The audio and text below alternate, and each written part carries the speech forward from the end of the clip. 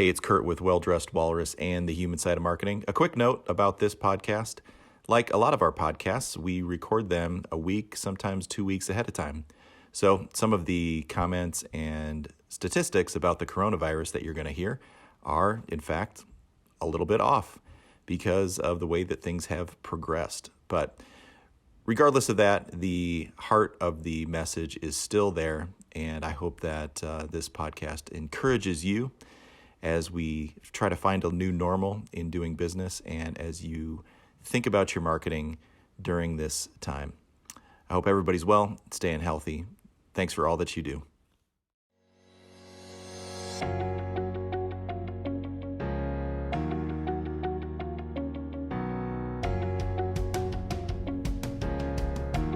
Welcome back, everybody. It's another episode of The Human Side of Marketing. I'm your co-host, Chris Angel, here with your host, like always, Chris Stockwell. Hello, Chris. How are you today? I'm great, thank you. You look very clean, as if you've washed your hands and face. I don't know. Yeah. You have this glow about you. Right. Well, it couldn't be that I just doused myself in bleach. That's not it, right? That's not it. Or that you just came out of Costco.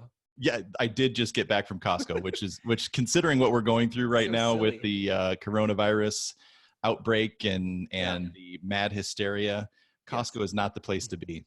It's just crazy, man. I know. I mean, I feel thankful that I work for myself and I have lots of boundaries around like what I get to do. So, I have some leeway there, but not everybody has that. I get that. Right. Yeah. We also have the ability to work from home if we need to, or whatever. But it is a crazy time. It is a crazy time, Chris. I was trying to get in the shoes of other people who are actually having some panic. I'm not having panic. And so if I think about like being on an airplane and there's a bunch of people coughing and sneezing around me, I'm like, I get pretty grossed out pretty fast. And I'm like, oh, this is so gross. And I'm like mad at people. And so I can kind of get there. I'm like, okay, I have empathy. Yeah. Empathy for people who are freaking out a little bit, but. Yep. I was just on a plane a couple days ago. I had to go home for a funeral to the Illinois area. Yeah. And, but yeah, everybody, it was funny. Actually, I was telling my wife that I expected everybody to be just covered in, like hazmat suits. And actually I flew for business about 3 weeks prior to that, and tons of people wearing, medical masks. And actually I only saw a couple people a couple days ago when I was flying through Chicago. So maybe the people who are flying are keeping more of a level head, but it seems like the rest of our culture is having a little bit of a hard time with this. And we're in Washington State, right? Which when I was back in Chicago, everybody's like, oh my gosh, you're not dead yet? I know, they're like ground zero. Yeah, it's ground zero, Washington State. I feel like I saw a stat the other day. It was that there were 36 deaths in the US. 26 of them were in Washington State at one senior living place. I think something like that. Yeah. The other 11 or 10 or whatever were like the rest of the United States. So like there's like one enclosed situation of a senior living place. Yeah. That's where the deaths happen, which by the way is consistent with what people have said about the coronavirus, which is, it's if you're the elderly whose immune systems are weakened, et cetera, are more susceptible. Yeah. Yeah.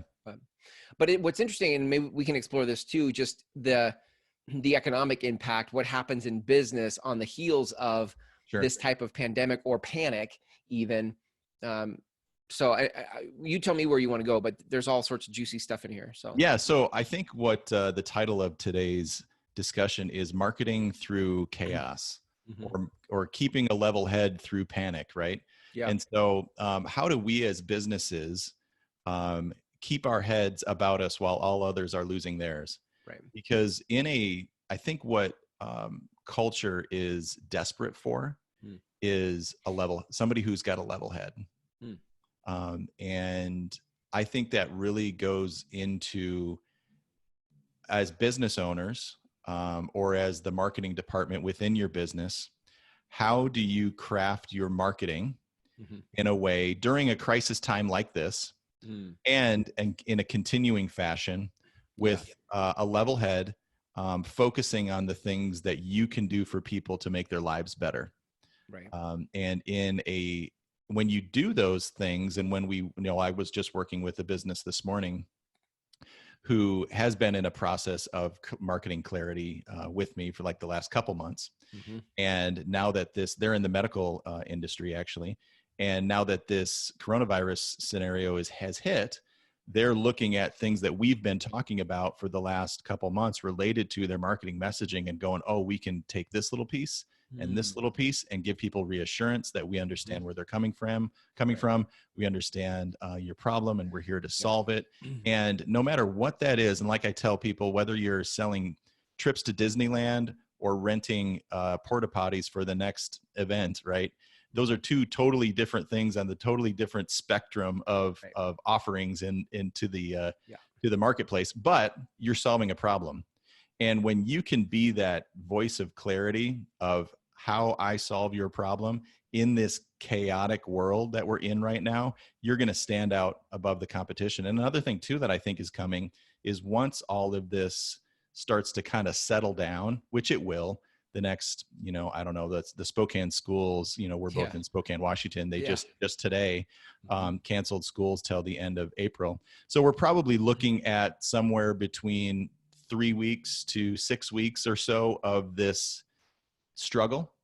Right. But when we come out of that as a culture, and when people start getting back to business as usual, are you going to be ready with a messaging that stands out above your competition? And are you ready for that wave that's coming? Right. Because it will. Our economy always adjusts. And, are you going to be ready for that? And I want to talk about, are you going to take in the time that you have now where you've got to think a little bit different about what you're doing on a day-to-day basis for some businesses? Are you going to take that potential downtime and focus on the important things that you've been kind of putting on the back burner? Yeah.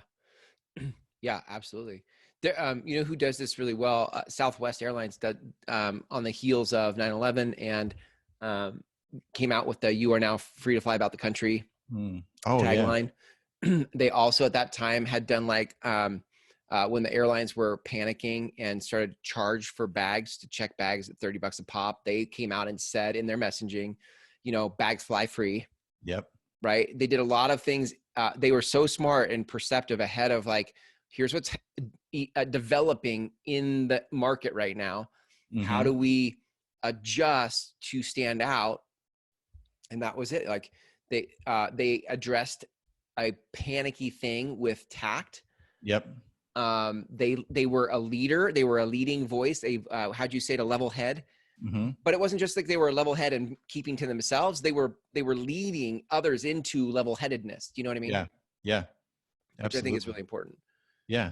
And I think that's what we need to do. So in the interim, Chris, in the interim time where we're, like we said, these 3 to potentially 6, potentially 9 weeks of however long this thing's going to take for this virus to kind of get under control, what are you doing? What are you doing with that downtime? Right. 2, 1, like I said, fix your messaging that you've always been kind of putting on the back burner. Or what are you doing maybe in your messaging, in your emails, in your communication with your customers to keep that level head and say, hey, while all else is kind of going crazy, I just want to remind you that we know where you experience some issues, some problems in your life. And for that little small piece of your life, we have a solution to give you some peace of mind. Maybe that is something, as small as, plumbing, plumbing repair, and so in this time when everything else seems a little chaotic, we want you to know that we're your partner for,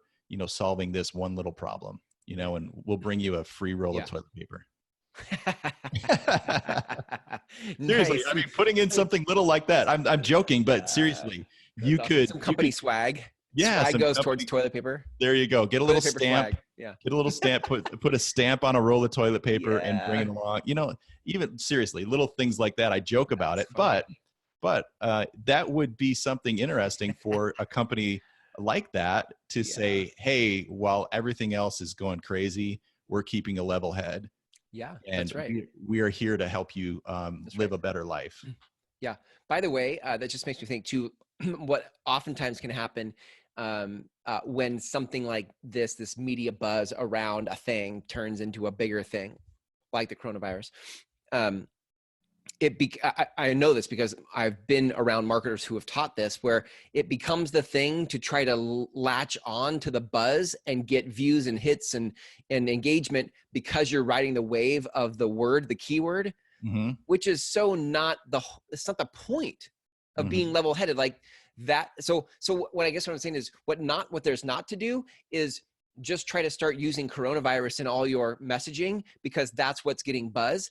It's about the substance of marketing underneath. Right. I think that's why you created a show called The Human Side of Marketing. This isn't about tricking algorithms and writing buzzwords. It's about getting under the surface to the human side of what's going on here. Right. Right. So what is the thing really that people want right now in a tumultuous situation? They want some sanity. They want some kind of a solid ground underneath them. Yep. You know, they want some reassurance. Yep. They want some, like I said, some level-headedness. You know, so what can we do in our messaging or in our delivery? And I was thinking another thing too, in this time when you have time to sit and think about your product and your services, think about the problems that your customers have and how you solve them. We talk about that constantly. Right. But one of those things might be a process that your customer is used to. The process is usually a difficult thing within whatever industry you're in. Maybe the industry you're in has a lot of paperwork that has to happen, or a lot of process that has to happen for your product or service to be delivered to them. Knowing that that's a problem, and you've got some downtime with your staff, you could literally do a campaign where you're saying, hey, while we have some downtime, we know that processes in our industry are difficult, and because we care about you, our staff is taking this downtime to make our processes better. And in the next couple weeks, we're going to be revealing to you how we're going to make your life better when you are ready to return to the marketplace. I mean, that's just one example of a specific niche or a nuance of your product coming to market, or your product getting in your customers' hands. Right. And that is the widget still the same thing at the end of this whole process? Yes. You haven't changed your widget at all. You haven't changed your little product at all. However, the process of getting it, that has been clunky and has kind of been an industry standard, it's a clunky process. You're saying we're going to make that easier. So when you're ready to get back into the marketplace, we're going to be here for an easier process for you. Little things like that, dropping that into people's purview during this time. Maybe, like I said, maybe you're not going to be able to do the type of customer service that you have been able to do in the past, but that doesn't mean that your messaging or your voice has to be muted. Right. Yeah. I like that. It reminds me of before we recorded the restaurant in Seattle that's adjusting. Yeah. Like sometimes you can do some adjusting of things. Yeah. Yeah. So yeah, exactly. There's a restaurant in Seattle called Canlis, I think it's called. That's a high-end restaurant. And they know that over the next few weeks, especially, I mean, we said Washington State and Seattle's kind of ground zero, right? Yeah, right. You know, and so everybody's getting very freaked out about going out in public. So this restaurant has shifted already, and they're doing like burgers to go, meals to go, which they've never done that before. They're doing food delivery. They're doing, I think they're doing more, like they've taken their catering department and ramped that up where they can bring larger amounts of food to places. And so they're not skipping a beat. Yeah. They're just shifting what they're doing and thinking creatively about, how to solve that problem for their customers, because people still have to eat. Right. Right. Yeah. Yeah. Really good.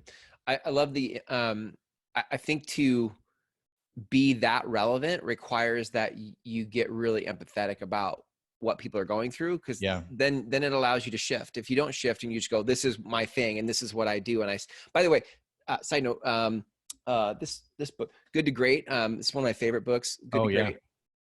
He talks about, you read it? I have. He talks about the preserving the core of who you are. Actually, that might've been built to last, but preserving the core of who you are and stimulating progress. And what he noticed with companies was that there were some companies who were so ingrained in who they were. Yeah. Blockbuster, that, right. That when change came, they couldn't shift and adjust. And then the flip side of it was there were companies who were so into stimulating progress and staying up on the trends, but had no sense of who they were, that they chased all the trends into oblivion and then had no foundation. And this is why it's really important right now when there's all kinds of change. There's going to be economic change on the heels of this. Absolutely. There's already just physical health change happening, but mental, emotional change. That in the middle of change, you can be rooted in who you are, but be flexible enough to adjust like Canlis is doing. I think Canlis is probably a great example of preserving the core of who you are, but stimulating progress when things change. Absolutely. Yeah. But yeah. Yeah, I agree. You know, and I look at, for my company, I actually look at this as a, not an opportunity to seize, not to seize an opportunity and make hay on the backs of chaos and in the backs of people's fear, but hopefully people who are hearing this message will say, hey, it is time for me to think about how we communicate. Right. So when this next catastrophic event happens, we're not scrambling, we're ready for it, and we've got a mindset that we know our customers so well that when chaos does happen, when tragedy does happen, we know how to speak to them down at the level that they're ready to listen. Right. But I think, unfortunately, most businesses don't take the time to really understand how they serve their customers and really what their product does in their customers' lives. And sometimes it takes an outside resource to. Yeah. So because if I'm a company, let me preface it with like, if I'm a company, I would think I know what my product is and what it does for people. Like, tell me more. So what we do for businesses is we sit down with them and go through a process that we've talked through many times in this podcast about understanding who's your customer, what problem you solve for them, what emotionally, or how are they emotionally connected to that problem being solved? Because very few people buy based upon intellect. They buy kind of based upon their heart or their emotions. Right. And so I think where a lot of businesses know their product, they don't really know the emotional level of, or the emotions that people feel when that problem is solved. Right. And maybe they've just been, these businesses have just been kind of riding on reputation. And when something like this, like the coronavirus and kind of business shutting down for potentially a few weeks, they scramble because they've never taken the time to really understand how to speak to their customers in a way that's empathetic. Right. You know, so when we understand the emotional ties related to buying our products or services, then we can speak to that in an empathetic way and say, hey, we understand where you're coming from and we've got a solution for you. Go ahead. Well, I was just gonna say, I would imagine it's not just, and you know this, and I suppose you people listening to this also know this, but it's not just saying the words "we're empathetic," but the process you take them through when they sit down with your company, Well Dressed for Always, to go through that process, start uncovering some of things they didn't see before, and in the seeing of it, you're like, there's a spark where you're like, oh, well, this is what they're thinking, feeling, experiencing. This is the problem or the pain they're having. And it allows you to get access to how you would change your messaging to be a level head for the experience that your people are having. Yeah, absolutely. Yeah. And then also through those steps, we want to make sure that, and this is where a lot of businesses, they might have empathy. They might understand the emotional connection that people have to buying their product or service. And like I said, trips to Disneyland or renting porta potties, there's an emotional connection to both of those, right? So there's no business that is outside of that is exempt from them understanding, how to connect to their customers in an emotional way.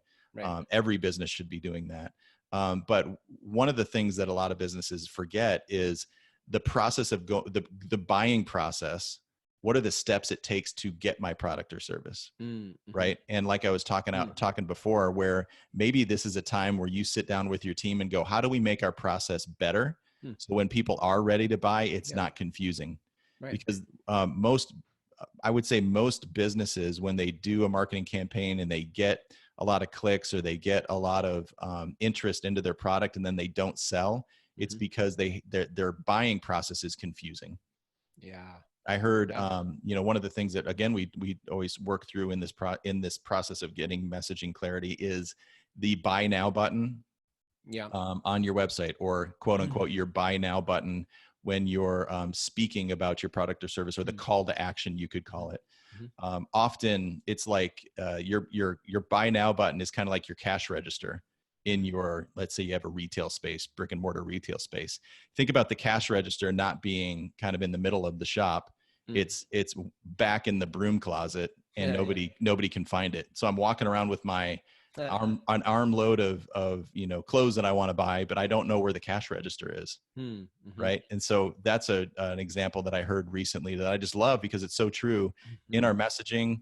Maybe you're going to go through a process here over the next few weeks where you're going to say, hey, we understand that this is a hard time and we're here for you, but you never give them a call to action or a way to buy your product, or understanding of where that buy now button is. It's like your cash register kind of stuck back in the broom closet. We want to bring that out front and make sure that it's really easy for people to understand how to take the next step and buy your product or service. Another big thing too, that we help businesses with is going through understanding how you help your customers succeed and the failure that you help them avoid. So when I was working with that business that it was in the medical industry just today, we were looking at the success that they help their customers realize. And I was giving them some coaching, like, hey, over the next, couple weeks, send out some messaging and remind them of the success that they can rely on by working through. It's a dental office. In this crazy time where nothing seems sure, you can rely on us for these things. Bum, bum, bum, bum, bum, bum, bum, bum. And many times businesses will not really understand how customers perceive success related to their product or service, right? They might be so engrossed in kind of the technological aspect of it, or the nuances of the product, and your customers are looking at it in a totally different way. It saves me time. It saves me stress. It makes my relationships better because I can go home and spend time with my family, and I'm not worried about that thing. And, I'm leaving it back at the office, whatever.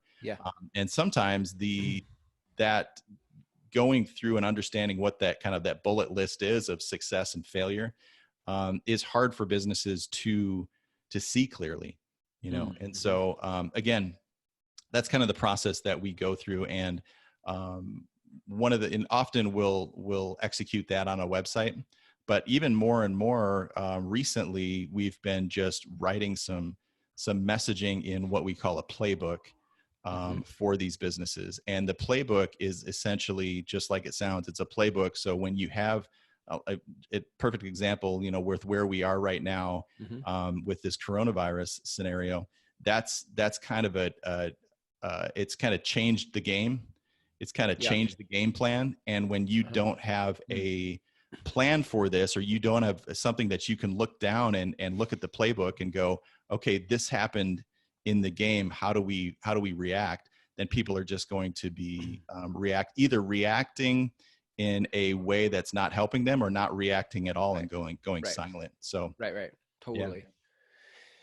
There's there's so many places to go. And I think the thing, maybe even the bigger takeaway for me in this conversation, is the way you have to think as a leader in times of crisis. Like when things happen, it's not business as usual. Like you have to be the one that thinks this way, because a lot of time your team won't think this way. The public's not thinking this way. And so you have to be able to look at it, not be emotionally scared by it or affected by it, and just have a level head, like you said, and start to figure out what is next. What do we do with this? And be the calming presence in leadership in that crisis. Right.